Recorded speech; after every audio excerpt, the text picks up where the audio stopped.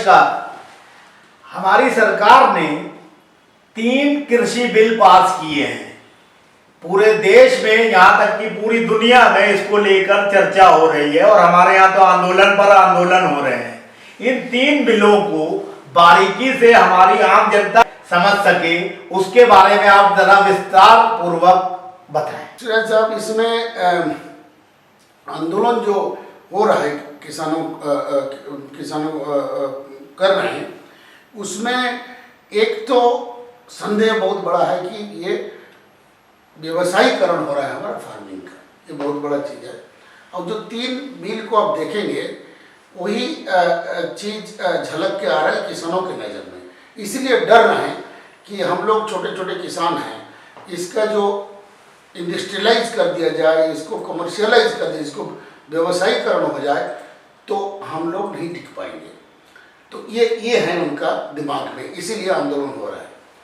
सरकार कहती है कि नहीं, ये नहीं है, उससे किसानों को फायदा होगा, उनका उत्पादन बढ़ेगा, गुणवत्ता बढ़ेगा, उनको सही दाम मिलेगा, अच्छे दाम मिलेगा, हम किसानों के हित में कर रहे हैं। तो ये एक विडंबना है कि जिसके हित में हो रहा है वही लोग आंदोलन कर रहे हैं। अब हाल में कुछ देखने को ये मिला कि सरकार का कहना है कि भाई हमने मुद्रास्फीति की डिमोनेटाइजेशन किया, उसमें आपको फायदा होगा, लेकिन लोगों को नुकसान हुआ। जीएसटी लागू किया, कहते व्यवसायी लोग परेशान हुए। सीएए लागू करने के बाद तो उसमें अल्पसंख्यक लोग और बाकी लोग भी परेशान हुए। तो यहाँ पे अभी किसान को लेके जो बिल बनाया गया उससे किसान परेशान है। तो मैं कभी कभी सोचता हूँ कि सरकार अगर लोगों के हित में काम कर रहे, लोगों को समझाना चाहिए और तो लोग इस चीज़ को समझ जाएं कि हमारे हित में है। ये एक वार्तालाप और संवाद का एक कमी है जो लोकतंत्र में होना जरूरी है। विपक्ष के साथ, किसानों के साथ, आम आदमियों के साथ, ये सरकार में ये कमी जरूर है, मैं कहूँ। नहीं, मैं पहली बात ये जानना चाह रहा हूँ, ये कौन सी सरकार है जो जिसके लिए फायदा करना चाह रही है वही उसके खिलाफ खड़ा हुआ जा रहा है? वही मैंने बताया, लेकिन ये हो रहा है। ये शायद सरकार सुधार कर लेंगे, क्योंकि किसानों के साथ जिस तरह से बातचीत हुआ, 14-15 राउंड बातचीत हुई, तो उससे एक बदलाव तो दिख रहा है कि सरकार बातचीत करने के लिए तैयार है। अपने किसानों का नियम अधिनियम की बात की, उसमें 3 चीज़ें आई थी। सरल भाषा में देखिए, जो नाम तो अंग्रेजी में दी गया, उसको हिंदी में भी अनुवाद करेंगे तो बड़ा क्लिष्ट लगता है, लेकिन ये सीधी बात है। ये पहला बिल जो है, एक इसका बाजार को लेके किसानों का जो मंडी उपजाऊ है उसका बाजार कहाँ बिका जाए। जो मंडी पहले मंडियों से बिकती है, उसको अंग्रेजी में एपीएमसी बोलते हैं। सरकार ने कहा कि ये मंडी को हटा दिया जाए। मंडी दलाली का काम कर रहा है और जितना राज्य सरकारें हैं वो मंडी चलाते हैं और राज्य सरकारों को फायदा हो रहा है, इसलिए मंडी को बंद किया जाए और किसान कहीं भी चाहे उसको बेच सकता है, मंडी के माध्यम से जाने की जरूरत नहीं है। और हरियाणा, पंजाब में मंडी के और किसानों के बीच में एक और अनुष्ठान है, अनौपचारिक अनुष्ठान, इसको आर्थिया कहते हैं। और आर्थिया भी उनका सामान को उठा के मंडी ले जाता है या मार्केट कहीं ले जाता है। और आर्थिया किसानों के जीवन में लोगों का कहना है कि बड़ा अहम भूमिका निभाता है। उनको शादी ब्याह में मदद करता है, उनका दुख सुख में खड़ा होता है, उनको पैसे जो जरूरत होता है दे देता है। तो एक रिश्ता बना हुआ है, वो भी उनका रोल भी उनका भी भूमिका खत्म हो जाएगा। सरकार मानता है कि ये सब बीच में दलाल हैं और उस किसानों को डायरेक्ट मार्केट, माने सीधा मार्केट में ले जाएं और मार्केट में बेचें। लेकिन हम लोग का किसान को जो उपज है, छोटे छोटे किसान हैं, तो कितना कमाते हैं कि जाके मार्केट में, जिसको ग्लोबल मार्केट कहते हैं, उसमें जाके बेच पाएंगे। तो मंडी में लेके जाएंगे, छोटे ट्रैक्टर में लेके जाते हैं या अपने कंधे में और सिर में ढो के लेके जाते हैं। सब किसान को तो बराबर नहीं। हमारे देश में काफ़ी छोटे और मध्यम वर्ग के किसान हैं, कुछ बड़े किसान हैं जो बड़ा मार्केटिंग कर सकते हैं। तो ये इस पे झगड़ा चल रहा है कि विवाद चल रहा है कि एपीएमसी को, जो मंडियों को क्यों उठाया जा रहा है। मंडी को आधुनिकीकरण किया जा सकता है, मंडी को और मंडियाँ बनाए जा सकते थे, लेकिन मंडियों को हटाने का अर्थ यही है कि बड़े बड़े उद्योगपतियों को मार्केटिंग को, उनका मोनोपोली जैसे होता है कि वो करने का उनको सुविधा दी जा रही है। दूसरा उसी से जुड़ा हुआ एक खरीदारी में जो MSP करके है, मिनिमम सपोर्ट प्राइस कहते हैं, क्योंकि किसान जितना लागत करता है अपना कृषि में, उसका कभी कभी हमारा कृषि जो है प्रकृति के अधीन है, तो कभी बारिश हुआ, कभी बाढ़ आ गया, कभी ये अनारी आ गया, फेमिन आ गया, उससे फिर किसानों को नुकसान होता है। तो सरकार कहता है कि कोई बात नहीं, ये इसको हम कैपेक्स बोलते हैं, जैसे हम इतना आपको देंगे मिनिमम कि आपको नुकसान न हो, आपका परिवार चल जाए, आगे भी आप खेती कर सकें। जो मिनिमम सपोर्ट प्राइस का जिक्र नहीं हुआ था, इस जो कानून पास हुए उसमें जिक्र नहीं हुआ था। सरकार का ये कहना है कि मिनिमम सपोर्ट प्राइस जो है एक कार्यपालिका के अधीन है, ये संसद के अधीन नहीं है, और ये एग्जीक्यूटिव ऑर्डर से ये होता है, तो हम उसको दोबारा लागू करेंगे। लेकिन किसानों को कहना है, जैसे अगर आप लागू करोगे, जब APMC हटा दिया, मंडी हटा दिया, MSP आप क्यों नहीं लिखे कानून की MSP लागू होगा, तो वो डर आ गया। मंडी भी हटा दिया तो MSP भी हट जाएगा। और ये डर जो है किसानों के दिमाग में घुस गया, ये डर ही कारण है जिसके लिए आंदोलन चल रहा है। और सरकार वो डर को दूर करने के लिए, माने हकीकत से डर ज़्यादा खतरनाक है, तो ये डर को दूर करने के लिए सरकार सही संवाद नहीं किया, इसीलिए ये हुआ। दूसरा कानून ये है किसानों का कि कॉन्ट्रैक्ट फार्मिंग, इसको अंग्रेजी में कहते हैं, कि कोई बड़ा उद्योग आके अनुबंध कर ले और वो खेती करे। लेकिन उसमें ये लिख दिया कि मान आपने तो कॉन्ट्रैक्ट किया, अनुबंध किया, बीच में कॉन्ट्रैक्ट में कोई मान लो विवाद होता है, तो उसमें सरकार ने ये कह दिया कि आप कोर्ट में जा नहीं सकते हो, जो SDM लोकल SDM है वही निर्णय करेगा।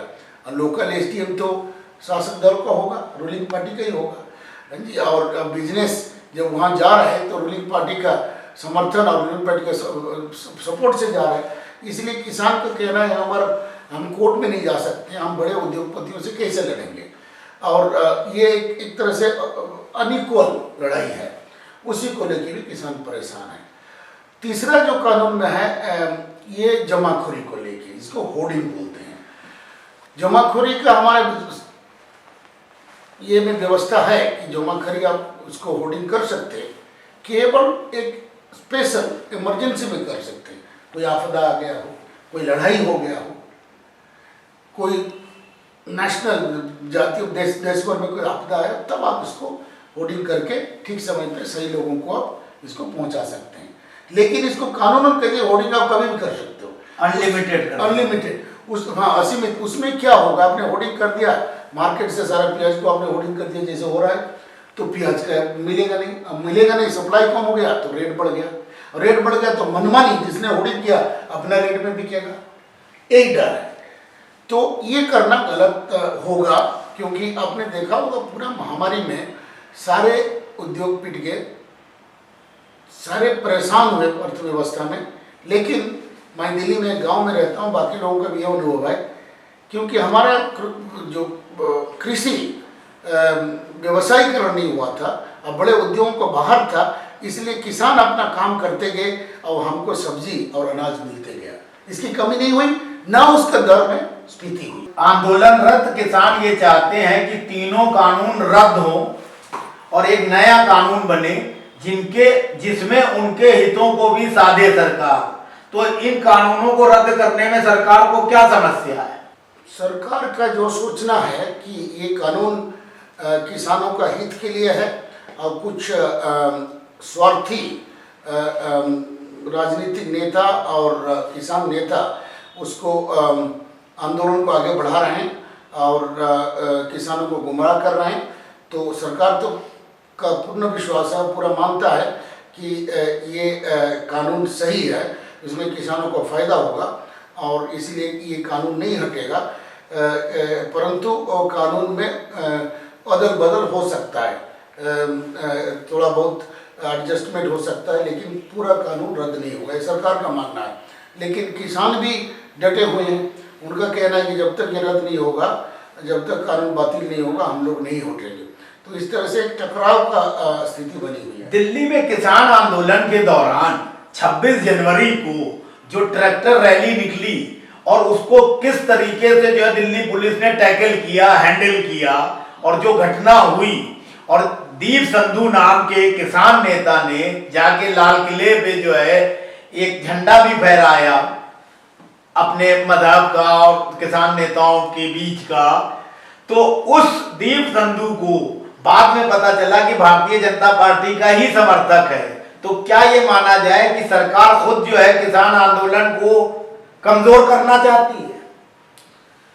ये मीडिया में खूब आलोचना हुआ है कि सरकार किसानों को बांटना चाहते हैं, किसानों को गुमराह करना चाहते हैं, किसानों को बदनाम करना चाहते हैं, कोई नक्सली कह के, कभी इनको एंटी नेशनल कह के ये किया गया है, लेकिन कहा गया है, लेकिन ये कहाँ तक सत्य है उसका प्रमाण सामने आना चाहिए। दीप संधू का जानने को आया कि दीप संधू सही में हमारे एक सांसद हैं सनी देओल, जो सिनेमा में भी एक्टिंग करते थे, उनका ये कैंपेन मैनेजर रहे हैं, उनके साथ और प्रधानमंत्री जी के साथ उनका फोटो भी देखने को मिला है।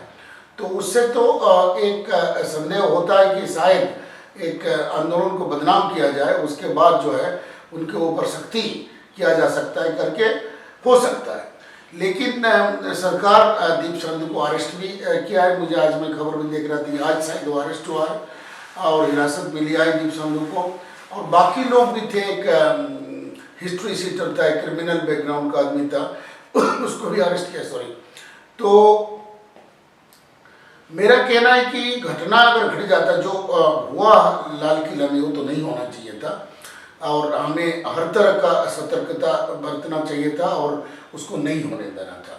इसमें पुलिस का जरूर, पुलिस कहता है कि हम इसको उम्मीद नहीं करते थे किसान ऐसे करेंगे और हम लोगों का तैयारी नहीं थी, किसानों के ऊपर हम विश्वास किया, हमने संयम बरताया और इसीलिए किसानों के ऊपर ना बंदूक या लाठी चलाया, हम बल्कि हम पीटे, लेकिन हम इस चीज़ को किसानों के ऊपर अत्याचार नहीं किया, ये पुलिस का कहना है। लेकिन पुलिस का इसमें लाल किला में जो राष्ट्रीय ध्वज के जगह पे जो एक वर्ग का जो झंडा फहरा गया, उससे तो पुलिस का ये पुलिस का कमी माना जाएगा और ये देश के लिए लज्जाजनक विषय हुआ।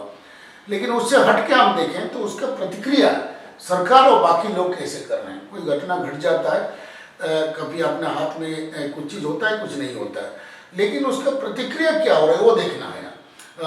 अगर वो सही कदम सरकार उठाते हैं, दीप संधू को अरेस्ट करते हैं और उसका तथ्य सामने आता है और एक इंक्वायरी जिसके लोगों ने मांग की थी कि ये कैसे हुआ, क्योंकि कुछ लोगों का कहना है कि जो रूट दिया गया था उससे उसको भटकाया गया और ये जो रूट पुलिस ने खुद ही लाल किला की तरफ मोड़ा, ऐसे भी मैंने देखा वीडियो में, सोशल मीडिया में आया है। और दूसरा, पुलिस का कहना है कि नहीं, हम लोगों ने किसानों ने हमें धोखा दिया और हम लोगों ने कोई इस तरह का गुमराह नहीं किया। तो ये चीज़ें जो सुनने को दोनों तरफ से मिल रहा है, इसका एक तथ्य सामने आना चाहिए।